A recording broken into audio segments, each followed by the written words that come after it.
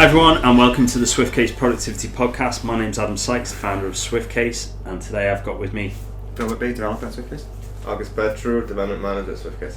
Hi, so today we're going to carry on from some of the bits we were touching on at the end of the last episode about ethics, about how larger companies and have such a stranglehold, and how basically effectively we were getting towards talking about monopolies and their impact on the world. And my thoughts about it was there are some true monopolies, right? It's not illegal to be a monopoly. It's illegal to do certain activities to make that monopoly come about. Like, for instance, except this one. Everything is every zip is done by YKK or something like that. That's what they're called. Okay. And so, they are a monopoly because they're the very best. Yeah. Right. And it's just like, it's good for consumer because the zip works the best. Yeah. And they have what's called like true vertical integration. I think they have like, they own every aspect of the business, from like transporting the zips. They own the business that does that. Yeah. You know, they buy up any kind of aspect of it that a competitor does. They either buy up or they just produce themselves. Now, we're thinking about things like Amazon and Facebook and all these. Amazon is a near monopoly, isn't it? It's pretty much, you can still buy stuff online. Yeah. You know, from other places, but its influence is so huge. Now, its goal is to be a monopoly, isn't it? Yeah. So any investors, and the same with Uber, and the same with nearly anything that's running at a loss. Facebook and so on. They're running at huge losses under the precept that they will eventually be able to dictate prices because they will have a monopoly. But it doesn't ever really kind of happen fully like that. For those, there's always legislation that seems to come in to stop them. Do investors know that that's going to happen? And they just sort of ride the wave until it got taken down a peg or two, just hopefully make money in that up cycle. Or do they really think that they're going to get a true monopoly at the end of it? I mean, obviously we're not investors, but my impression of investors, and I know you're interested in investing, is that not many investors are interested in the service to the world. They're not, So, that's what I mean. So like the end goal probably was never in their sight. They just want to sell and make profit in the process. If a company rises to, $1 trillion or something. And then falls the next day, as long as they sold at the top, they don't really care where it's going, is it? The trajectory is more important than the destination. And as long as the trajectory is still upwards, they couldn't really care less about what's going on. That's right. So in a way, that ambition of the company to be the monopoly is just a kind of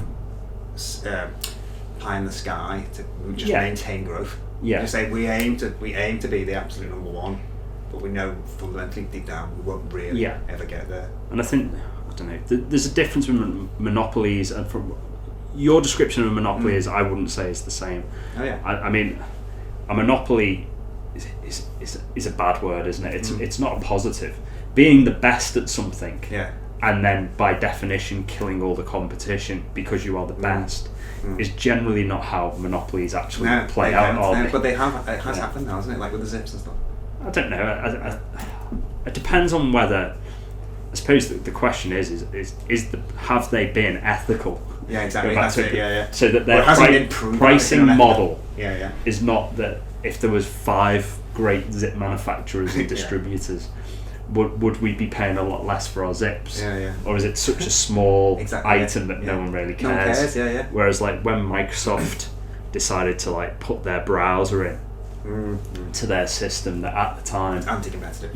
Every pretty much what was like, I don't know what the market saturation of Microsoft Windows was, but like in businesses it was like 90% wasn't it, or certainly high, that you can see why other browser companies or browser developers were like, wait a second, how can we compete when the platform we're on is providing that service? The same's happening with Apple, isn't it? And that's the same happens with Apple, and same happens with to some extent like the likes of Amazon when they're producing their own content now, and Netflix. There was the comment at the Golden Globes, wasn't it, why don't we just say it? Netflix has won everything. Well done, Netflix, and let's go home. Because, like, they produce the content. They are the platform. They can push their content to the top, so they can have preferential, marketing over other competitors. And they do, and they set the prices. Yeah. They set the how much they're going to give you if you want to be on their platform. The vertical integration again, like they're creating the studio. Yeah, that's it, isn't it? It's like,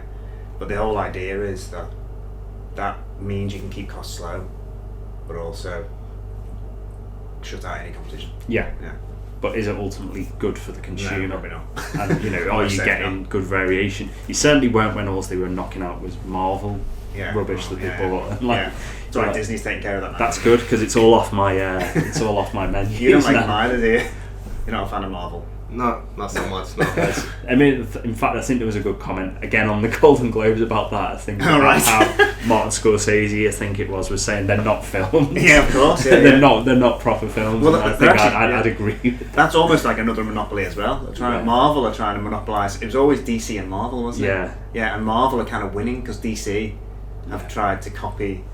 Tried to ride on the success of Batman by making it really dark and really. Batman's probably the only one I ever liked. Really, well, that's why, films, So it's like it was a bit like a success being a failure because they've really not been able to rise out of the ashes of that one. Really. But getting back to the monopolies, I suppose. I mean, there are a lot of. It appears there are more monopolies now being created across a wide range of sectors than we probably had since. I don't know.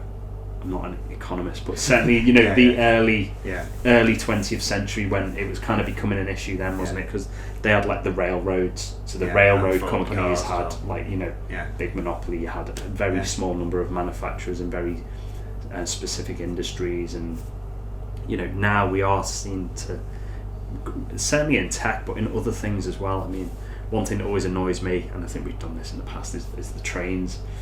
Because people say, the trains are privatised, but they're not. There's a franchise in which one company has the monopoly on a certain route. Like if I want to go to London from Liverpool, I can't really pick a different company. Exactly. If I want to I've got to get that company's train, and the only thing that happens is the government says you're rubbish and takes it off them, or another company outbids them at a future contract. But there's a monopoly on that line, so there are other monopolies that you don't think of as being monopolies. I mean, coming to that, going back to tech, there's one that a lot of people don't even realise: Amazon Web Services, which. Don't quote me on this, but I think the figure is they own about 50% of the servers worldwide that run the internet. Like, I don't know about you guys, but I think that's a huge deal. If one company is able to basically manipulate the internet, I think that could. Well, I can't imagine the amount of power they would have and how much they can manipulate the public. And the same with Facebook again. It's like Facebook's trying to create another tier of the internet. So like you log into Facebook. You log into Facebook, and then all the websites that you used to go to have their own equivalent Facebook page. And I think we had a discussion about how Facebook lied about their viewing statistics on their videos on their Facebook page to entice all the content makers to put a Facebook page on instead of their website. Is that an allegedly? Well, it's demonstrably to be true because there was. Would it surprise you? Because what happened was the figures for the views are supposed to be so astronomically high, and it makes sense. You go, 10 million people saw this video. Wow, let's get our videos on there and then redirect them to our websites. But they weren't. As soon as the people did it, the people would then hard anyone would watch them, or there would be no redirection, or everyone would just watch them on Facebook. So if they only had a viewership of say 500,000, instead of them getting 10 million on Facebook with 1 million coming to their website, they got 500,000 on Facebook that didn't come to their website, so they didn't get any ad revenue, so they died, right? So it basically, that's exactly what you're talking about. Not only can they choose, control what people see, but they can stop what people see as well. And then censor things without people realising it's been censored. Just with lies. And it's also subtle things, isn't it? You say about Amazon, there's the ability to make things slightly slower, less responsive. There's the kind of there was a thing going through. Was it the net neutrality? American net neutrality, wasn't it? The tiered internet, so you pay more for faster. Because companies are frustrated that their internet is being slowed down by public use, things like Netflix and stuff like that. But not even that. Imagine if, we say that people, I don't know what the time itself is, but people make a decision about how quick your website loads, and if it doesn't load within so long, then they've already on to the next one. If you've got Amazon who's got hosting all these servers, and they decide to say, well, we're gonna charge by latency of how fast the web, because once everyone's got fast internet, then it becomes latency, doesn't it, of how quick the messages respond, how quick the servers respond. Well, then it becomes, well, if you want yours to be super responsive, you need to pay us X, and they set the price because they own all the servers. Or if you're a competitor who decides I want to open my own kind of book selling shop to compete with Amazon, and they could just slow down access to your website. I'm just arguing. We don't host book selling websites. Something on all our servers. Which are only servers because all the other ones have gone out of business. Exactly. So I mean, I think monopolies are something where the regulation needs to keep up. I think we've let a lot of monopolies come about over time, and whether they've come about within the law, so there's not collusion and cartels and so on. That's the only way they can do it, really. But they have just by being good, so like Amazon are good at what they did. Microsoft were good at what they did. Apple were good at what they did.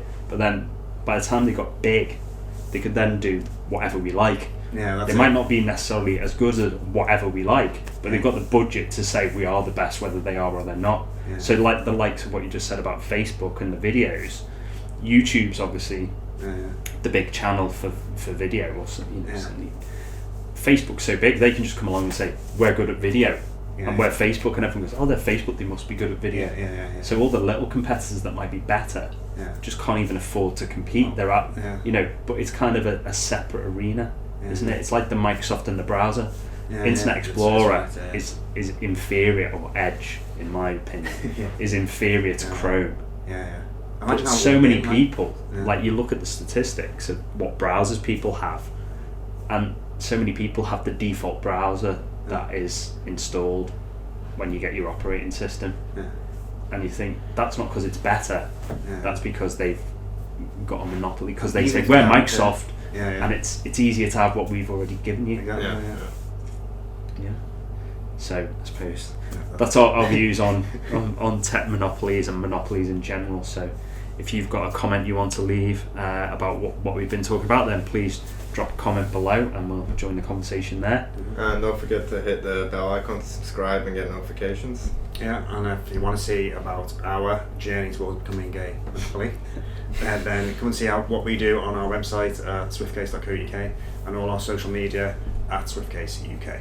Okay, thanks for listening to the SwiftCase Productivity Podcast, and we'll see you again next time.